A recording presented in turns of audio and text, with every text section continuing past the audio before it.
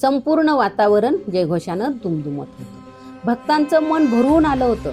प्रत्येकाच्या डोळ्यातून अश्रू वाहत होते, कारण अवघ्या 21व्या वर्षी एक संत समाधीत प्रवेश करत होता. ही समाधी काय साधीसुधी समाधी नव्हती, तर ती होती संजीवन समाधी. हाच तो इतिहासातील विलक्षण प्रसंग, ज्या क्षणी भक्तांच्या डोळ्यात तर होते अश्रू, पण ज्ञानेश्वर माऊलींच्या चेहऱ्यावर होतं ते म्हणजे फक्त दिव्य स्मित. याच हृदयस्पर्शी दिवसाचं सत्य आज आपण जाणून घेणार आहोत. त्या अगोदर आपण जिवंत समाधी आणि संजीवन समाधी म्हणजे काय ते जाणून घेऊया. तर जिवंत समाधी म्हणजे जेव्हा एखाद्या संत महात्म्याला वाटतं की आपलं पृथ्वीवरचं काम पूर्ण झालेलं आहे, तेव्हा ते जाणीवपूर्वक स्वतःहून आपला प्राण शरीरातून बाहेर काढतात. एकदा का जीव शरीरातून बाहेर पडला की ते शरीर हालचाल करणं थांबवतं. जिवंत समाधीत मुख्य गोष्ट असते ती म्हणजे देह त्यागणं, म्हणजेच आपलं शरीर कायमचं सोडून देणं. पण संजीवन समाधी मात्र यापेक्षा पूर्णपणे वेगळी आहे. संजीवन समाधी म्हणजे यात संत आपलं शरीर सोडून कुठेही जात नाहीत. प्राण शरीराच्या आतच एका विशिष्ट जागी स्थिर केला जातो. शरीर वेगवेगळ्या तत्वांमध्ये विलीन होऊन आकाशात विरून जातं आणि ते चिरकाळ राहतं. ज्ञानेश्वरांच्या अफाट योगसिद्धीमुळे आजपर्यंत फक्त तेच एकमेव आहेत जे संजीवन समाधी घेऊ शकले आहेत.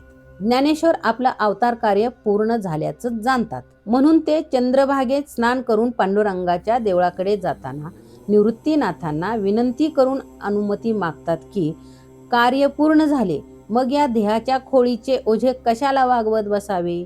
माझे मनात आले आहे की संजीवन समाधी घ्यावी. हे ऐकून निवृत्तीनाथाला तर धक्काच बसला. पण ते बोलले की ज्ञानदेवा, आपण विठ्ठलाच्या दर्शनाला चाललोच आहोत, तेव्हा तू या विषयावर देवांशीच बोल. ते जे काही निर्णय देतील त्याप्रमाणे होईल. ते दोघे विठ्ठलासमोर येऊन उभे राहिले. ज्ञानेश्वरांनी हात जोडले आणि आपली इच्छा देवांना सांगितली. विठ्ठलाने ज्ञानदेवाच्या इच्छेला लगेच संमती दिली. हे ऐकताच निवृत्तीनाथांच्या हृदयाचा तर ठोकाच चुकला. म्हणजे ज्ञानदेवांची सोबत आणि दिव्य दर्शन काही घटकाच आपल्याला होणार असा विचार त्यावेळी त्यांच्या मनात आला. आणि त्याच क्षणी विठ्ठल म्हणाले, ज्ञानदेवा, तू अलंकापुरी जा, तिथे समाधी घे. ती जागा तुला योग्य आहे. इंद्रायणी काठची अलंकापुरी भूमी अतिशय पुण्यवान आहे. हे क्षेत्र कृतयुगापूर्वीपासूनचं आहे. या क्षेत्रात अनेक योग्यांनी तपश्चर्या करून योग साधना केलेली आहे, सिद्धिप्राप्ती करून घेतलेल्या आहेत. एकूण 18 पीठांमध्ये अलंकापुरीचं पीठ श्रेष्ठ आहे. तसेच वैकुंठासमान याचं महत्त्व आहे, म्हणून तू तिथेच समाधी घ्यावीस. शिवाय ती तुमची कर्मभूमीही आहे. तेव्हा तू कार्तिक कृष्ण त्रयोदशीला अलंकापुरी समाधी घ्यावीस. ज्ञानदेवांनी पांडुरंगाचा प्रस्ताव मान्य केला. ज्ञानदेवांचा आणखी सहवास वाढणार म्हणून निवृत्तीनाथांना अतिशय आनंद झाला होता.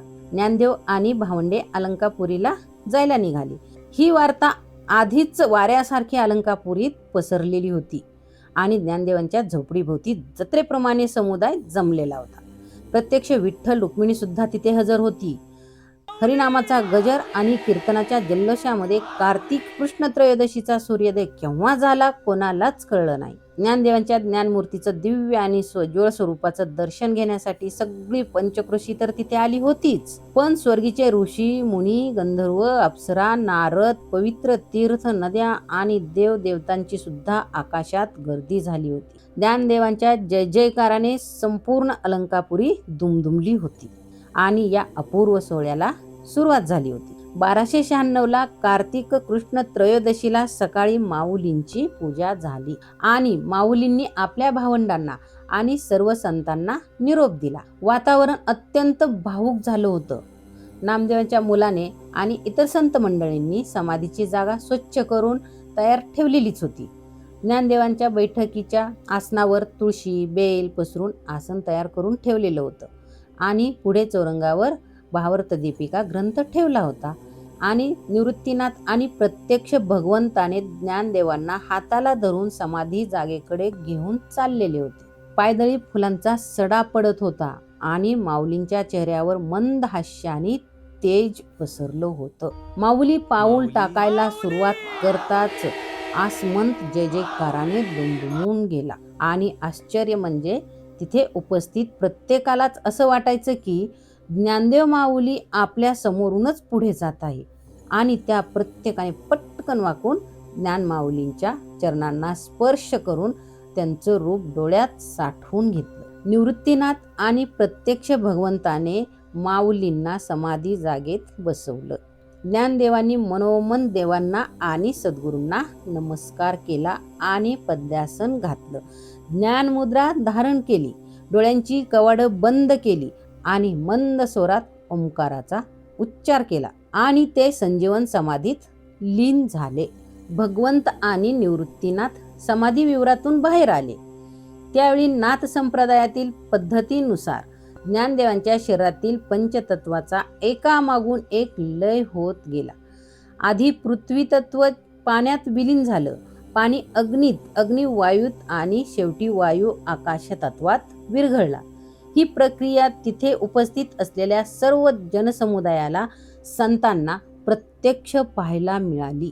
जेव्हा पृथ्वी आणि जलतत्वाचा लय झाला तेव्हा माऊलींचं शरीर अदृश्य होऊन तिथे फक्त एक तेजाची मूर्ती दिसून आली.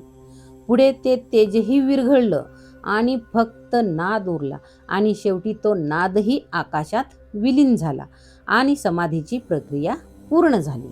संजीवन समाधी म्हणजे देह त्यागणं नाही, तर विश्वाच्या रूपात सामावून जाणं. माऊलींनी तत्वांचा लय करून घेतलेली ही समाधी विज्ञानाच्याही पलीकडची आणि अद्वितीय आहे. वारकरी परंपरा आणि संत चरित्र ग्रंथामध्ये ही घटना वारंवार सांगितली जाते.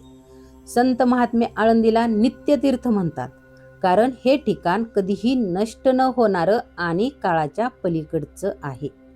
माऊलींची समाधी विवर पूर्णपणे दिव्य आहे आणि तिथे निसर्गाचे साधे नियम लागू होत नाहीत असं म्हटलं जातं की तिथे काळाचा प्रभाव नसल्यामुळे 750 वर्षापूर्वी अर्पण केलेली फुले आजही तितकीच टवटवीत आहेत आणि ठेवलेला नैवेद्यही तसाच आहे. या पवित्र जागेत फक्त दिव्य देहानेच प्रवेश करता येतो, सामान्य शरीराने नाही. माऊलीच्या कृपेने या समाधी विवरात जाण्याचं भाग्य आजवर मोजक्या संत महात्म्यांना मिळालं. विशेष म्हणजे ज्या संत महात्म्यांना समाधी विवरात जाण्याचं भाग्य लाभलं त्या सर्व संतांनी सांगितलेली अनुभूती अगदी सारखीच आहे. माऊलींची ही सर्व दिव्यता पाहून जर कुठल्या विज्ञानवाद्यांच्या मनात याविषयी शंका निर्माण झाली असली तरी एक गोष्ट मात्र नक्की आहे की संपूर्ण ब्रह्मांडातला 1% सुद्धा विज्ञानाच्या माध्यमातून कोणीच सिद्ध करू शकलेला नाही. अध्यात्माची अंतिम सीमा कोणती असू शकते हे आपल्या विचारांच्याही पलीकडचं आहे. माऊलींच्या समाधीबद्दल जर तुम्हाला काही आणखी माहिती असेल तर कमेंटमध्ये नक्की सांगा. व्हिडिओ आवडला असेल तर व्हिडिओला लाईक करा, शेअर करा आणि चॅनलला सबस्क्राईब करायला विसरू नका.